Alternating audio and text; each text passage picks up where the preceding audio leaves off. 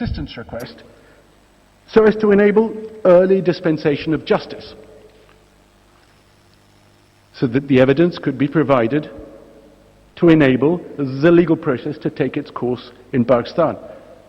Insofar as it's been suggested that the process that Commander Jadhav is subjected to is some form of kangaroo court, it's rather bizarre that a court exists in a state which is seeking to do justice and is asking for evidence in that regard and is sharing evidence in that regard.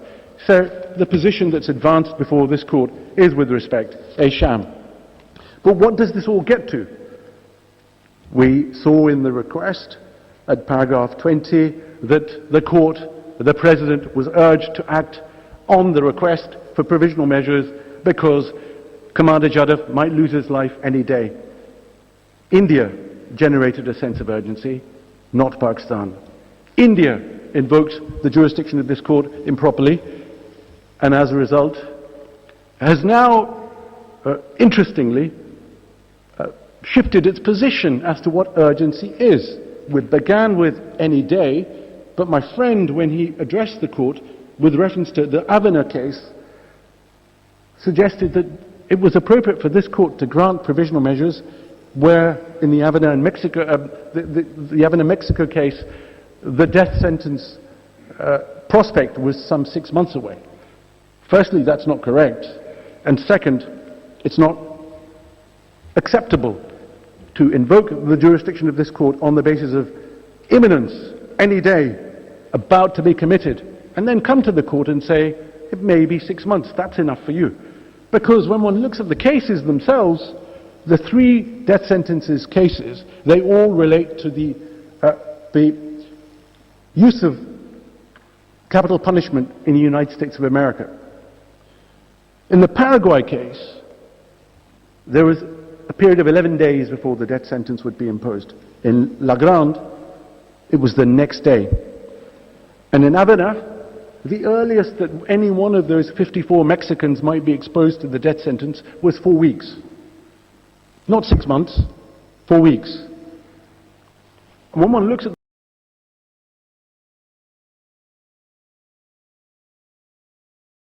this case, helpfully provided an insight to, at paragraph 105, Article 41 relates to certain situations in which irreparable harm is about to be committed. About to be committed.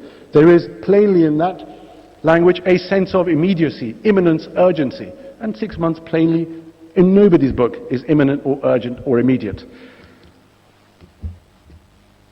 The application conveniently glossed over the existence and availability of clemency, which was articulated in the advisor to the Prime Minister's public statement on the 14th of April, which was before the court, but was not drawn to the attention of the court. In the oral phase this morning, my friend indicated that action was likely to be taken before final decision is likely to be given. An elastication, at best, of the position that was placed before the court in writing. That simply will not do. This court has on its docket some of the most important issues engaging the states. This court exists to ensure that states engage in peaceful resolution of disputes. This court does not exist for time wasting and political grandstanding. The second point is that the relief that is being sought is palpably unavailable. In the oral submissions, what my friend said is that in the least position, at the very least, what is required is annulment. At the highest, forthwith release. The court will see this from paragraph 60 of the application. There is no realistic, plausible prospect of obtaining such relief from this court. This is not aspirational. This is beyond aspiration. The court is well aware that in the Paraguay case, despite the order of this court being handed down on the 9th of April, the execution was to take place on the 14th of April, reparation provided by the United States of America was an apology. Similar relief was sought by Paraguay.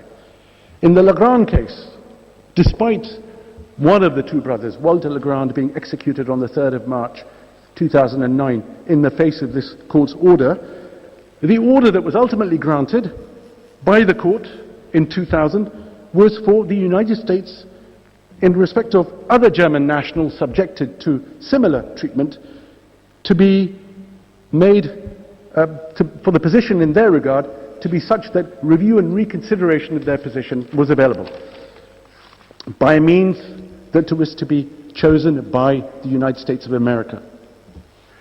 Indeed, in the Avena case, at paragraphs 121 to 124, this court stressed, as had been said in the Legrand case at paragraph 225, that this court is not a criminal court of appeal. This court does not exercise criminal appellate jurisdiction. Paragraphs 121 to 124 of the Avena judgment dated 31st of March 2004 stress this point. In the present case, paragraph 121, this court stated very clearly, the court's task is to determine what would be adequate reparation for the violations of Article 36.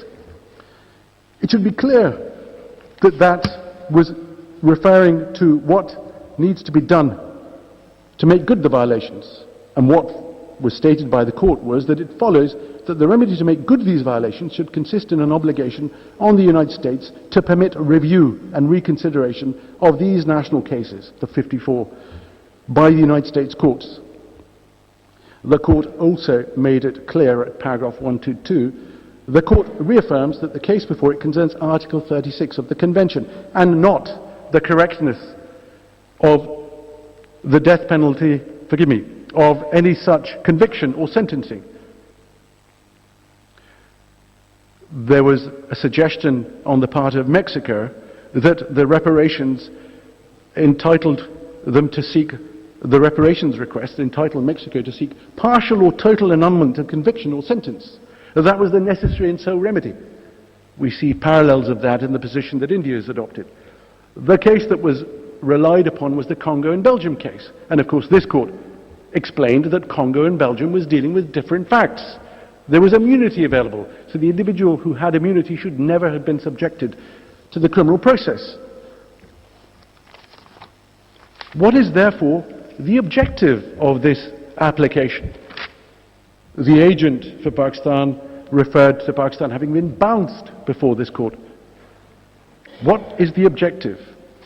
If this court cannot exercise a criminal appellate jurisdiction, and if the only relief that India is seeking is not available, what is the objective? The provisional measures we respectfully submit in our written submissions at paragraphs 19 and 20 are sought by India on bootstraps arguments. If there is no availability of the substantive relief, provisional measures cannot and should not flow. Bootstraps arguments is a term familiar to English lawyers, and I apologize for using it, but I hope one can visualize how people someone trying to pull themselves up from their boots. India itself has referred to all of the previous decisions of the court that I've just alluded to, where substantive relief of the sort that it was seeking was not granted. India must be taken to be aware of this. Accordingly, with respect, it's difficult to avoid the inference that India's real and only goal, before this court that is a provisional measures order, stay order.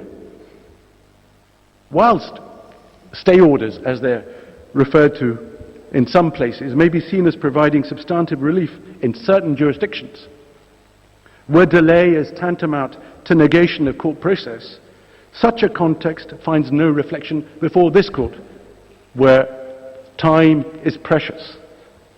The court's time, at least, and it ought to be seen as such. Indeed, it's respectfully submitted that the court should exercise considerable caution in circumstances where there's no apparent and or realistic nexus between the request for provisional measures and the rights relief which the measures are intended to ensure the preservation of.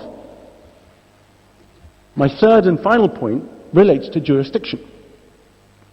In this regard, there are four sub-points that I wish to make. The Court has before it my written submissions, and paragraphs 50 to 93 address the question of jurisdiction. I fully accept that at this stage the Court is not engaging with the substance of jurisdiction, and the test is whether or not it's arguable prima facie. We submit that at the very least the Court ought to have regard to the following four factors. Firstly, paragraphs 53 to 61 of my written submissions elaborate this. On the 8th of September 1974, India deposited a reservation which had two elements to it. The first was to exclude from the jurisdiction of this court any dispute with the government of a state which has been a member of the Commonwealth. And secondly, to exclude disputes. Paragraph 7, that was paragraph 2 of the reservation. Paragraph 7 of the reservation was intended to exclude the jurisdiction of this court in respect of disputes concerning the interpretation and application of multilateral treaties, which the Vienna Convention plainly is, unless all the parties to the treaty are also parties to the case before the court, which they are not, or the government of India specially agrees to jurisdiction, which it hasn't. India invoked these provisions in the aerial incident case, a decision of this court that was handed down on the 21st of June 2000. Rather awful circumstances. On the 10th of August 1999, a Pakistani plane was shot down over Pakistani airspace by Indian forces, leading to the loss of many lives. The claim was brought before this court, inter alia with reference to the UN Charter, and India invoked